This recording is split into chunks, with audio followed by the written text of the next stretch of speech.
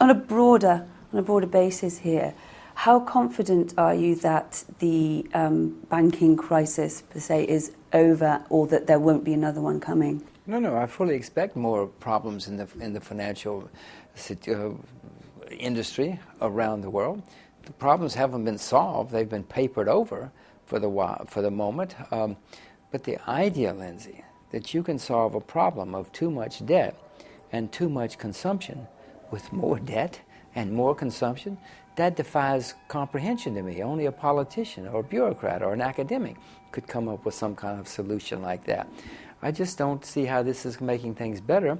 It's making things worse. The Federal Reserve has at least tripled its balance sheet. The American government has at least quadrupled its amount of debt in the last year or two. The UK government is doing the same sort of things, if not more. No, we're going to have more problems down the road. It may lead to more government bankruptcies, but that doesn't solve our problems. That makes them worse. How would the problems be solved, in your view? Well, in my view, the same thing that the Scandinavians did in the early 90s. You let people go bankrupt.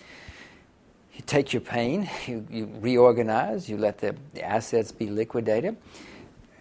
I mean, the Scandinavians had this problem. They let everybody, they were forced to let, the problems go into bankruptcy, and they reorganized and started over. And as you know, after 2 or 3 years of serious pain, they had a big recovery for a decade or so. In America and the West, we've had a long decade of unbelievable excess. These have been some of the worst excesses ever known in the debt markets, perhaps ever in the history of the world. You can't just solve that kind of excess in a quarter or a year or two. That kind of excess has to be cleaned out. And the way you do it is you realize you made mistakes and start over. But by adding more debt to a problem created by too much debt and too much excess doesn't solve your problem. And the only way you're going to do it is to let people reorganize, let competent people come, take over the assets from the incompetent people, and start over. But that takes time. Right. So what do you see happening now that, in your view, the governments aren't allowing the system to actually reboot itself in a sensible way? You're showing your age by saying reboot itself. That's wonderful. I'm going to try to remember to use that term myself.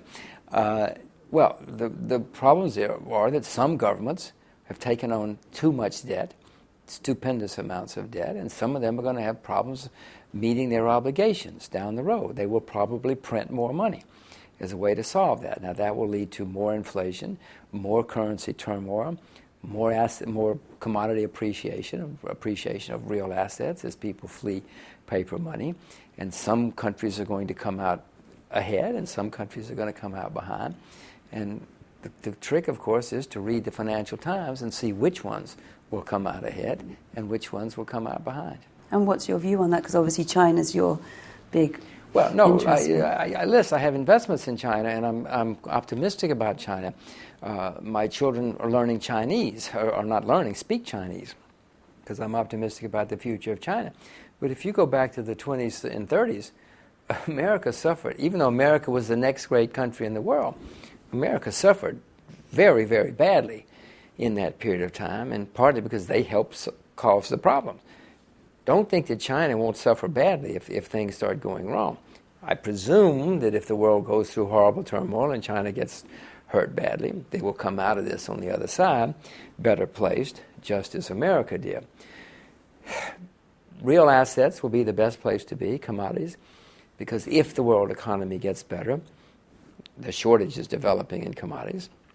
If the world economy does not get better, you still want to own commodities because governments are printing so much money. And if the world economy does not get better, they're going to print even more money. So the only thing I know in a time like that is to own real assets, hard assets, because that's what will go up. It is a way to protect yourself. Some countries will be better placed.